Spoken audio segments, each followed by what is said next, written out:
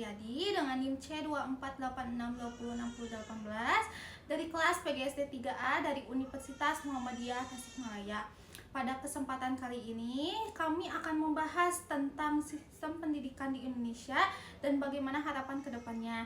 Di sini saya tidak sendiri, saya bersama narasumber. Sebelum wawancara, izinkan Ibu perkenalkan terlebih dahulu.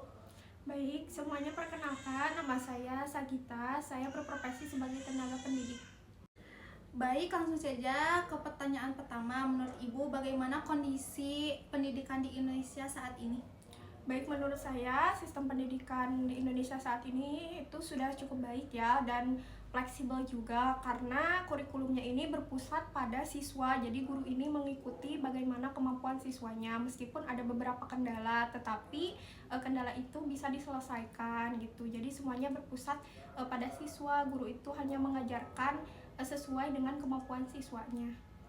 Terus ke pertanyaan selanjutnya, menurut Ibu apa kelebihan kurikulum Merdeka atau kurikulum saat ini dibandingkan dari kurikulum sebelumnya? Menurut saya kurikulum saat ini tuh sudah cukup bagus. Jadi siswa ini tidak hanya diajarkan bagaimana cara mengajar gitu, tetapi siswa juga dapat memahami apa sih kurikulumnya sesuai dengan kemampuannya masing-masing. Terus pertanyaan selanjutnya, apa tantangan yang dihadapi guru atau sekolah dalam menerapkan kurikulum Merdeka saat ini atau kurikulum yang dijalani saat ini? Nah, kurikulum yang sekarang itu kekurangannya paling beberapa guru mungkin belum siap ya untuk menerima bagaimana kurikulum ini berjalan. Lalu dari prasarana dan juga sarananya kemungkinan ada kekurangan yang tidak mendukung dari kurikulum saat ini.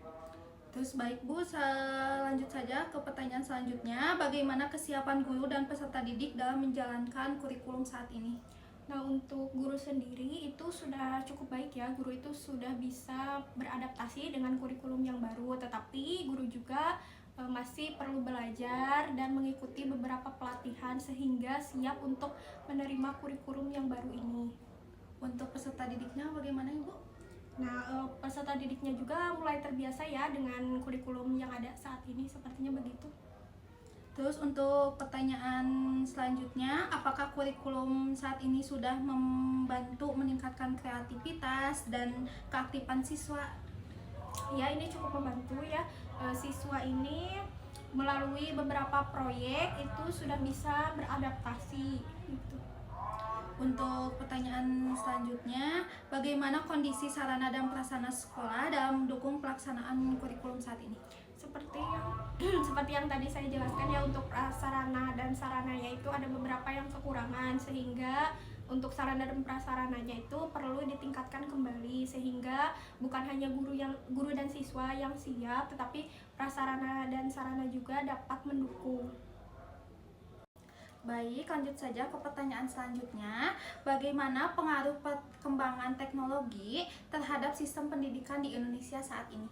Nah, perkembangan teknologi itu memberikan pengaruh yang sangat besar ya terhadap pembelajaran di Indonesia. Apalagi sekarang kan sudah ada AI. Nah, jadi pembelajarannya mungkin sudah berbasis teknologi yang sangat canggih karena kita kan tidak bisa menolak perkembangan zaman. Sekarang kan semuanya serba teknologi.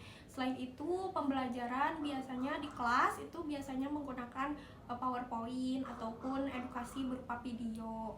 Nah, selain itu mungkin ada beberapa kesenjangan nih dalam teknologi. Mungkin seperti kita guru yang di kota itu memang sudah ada internet yang sangat lancar, lalu sudah ada PowerPoint, tetapi mungkin di daerah terpencil teknologi ini belum bisa dikembangkan selayaknya pendidikan yang ada di kota gitu, seperti itu. Lanjut ke pertanyaan selanjutnya, menurut Ibu bagaimana peran guru dalam menghadapi perubahan sistem pendidikan saat ini? Mungkin untuk perannya guru ini tidak hanya sebagai pembimbing gitu, tetapi sebagai fasilitator dan juga motivator. Kita memberikan fasilitas kepada siswa-siswa untuk pengembangan sistem pendidikan. Selain itu, kita juga sebagai motivator, yaitu mendukung siswa-siswa yang ingin belajar sesuai dengan kemampuannya. Karena kan kurikulum saat ini itu berbasis dengan kemampuan siswanya. Pertanyaan selanjutnya, bagaimana kondisi pendidikan karakter peserta didik di Indonesia saat ini menurut Ibu sendiri?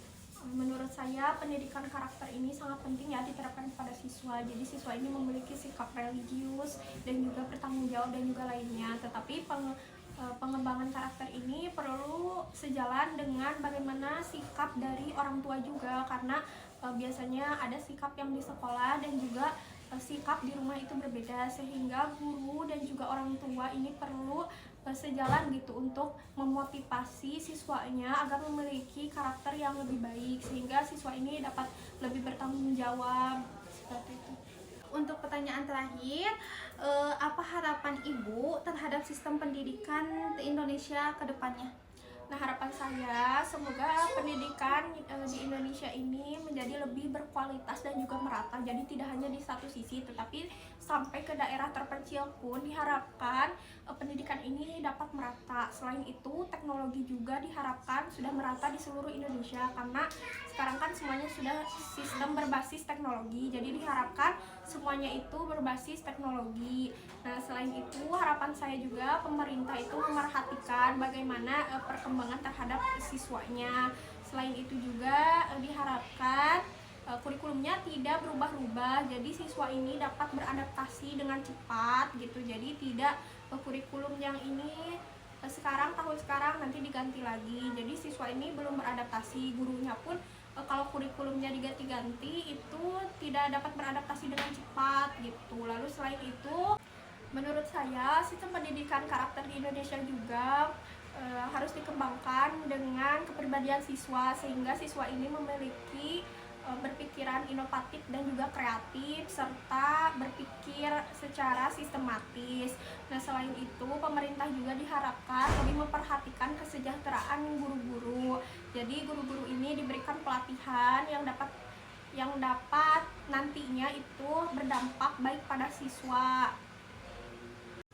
Dengan pemerintah yang memberikan kesejahteraan kepada guru ini, diharapkan gitu ke depannya guru-guru dapat memberikan pengajaran secara maksimal kepada murid-muridnya, sehingga guru-guru ini perlu dilakukan latihan pengalaman dan juga edukasi. Lalu selain itu juga berharap sistem pendidikan di Indonesia ini mampu mencetak siswa-siswa yang profesional ke depannya. Jadi saya harap sistem pendidikan di Indonesia ini ke depannya akan semakin maju dan juga terus berkembang. Dengan harapan ini, saya yakin dan juga percaya bahwa sistem pendidikan di Indonesia ini ke depannya akan jauh lebih baik dan terus berkembang. Jadi nanti siswa dan juga guru-gurunya itu dapat menghadapi tantangan bukan hanya secara nasional, tetapi berbagai tantangan yang akan dihadapi secara global. Jadi, dari hasil wawancara dapat disimpulkan bahwa sistem pendidikan di Indonesia saat ini telah mengalami perkembangan, terutama melalui penerapan kurikulum merdeka yang mendorong pembelajaran lebih aktif dan berpusat pada peserta didik. Namun, masih banyak tantangan seperti pemerataan kualitas pendidikan dan kesiapan sumber daya. Kedepan diharapkan pendidikan Indonesia semakin berkualitas, merata, serta mampu membentuk generasi yang berkarakter dan siap menghadapi tantangan masa depan. Demikian wawancara kami mengenai kondisi sistem pendidikan Indonesia saat ini dan serta harapan kedepannya. Kami mengucapkan terima kasih yang sebesar-besarnya kepada Ibu narasumber atas waktu, pandangan, dan pengalaman yang telah dibagikan. Semoga apa yang telah disampaikan dapat menambah wawasan dan menjadi bahan refleksi bagi kita semua untuk terus berkontribusi dalam memajukan dunia pendidikan di Indonesia. Akhir kata, kami mohon maaf apabila terdapat kekurangan selama proses wawancara. Terima kasih telah menyaksikan video ini. Wassalamualaikum warahmatullahi wabarakatuh.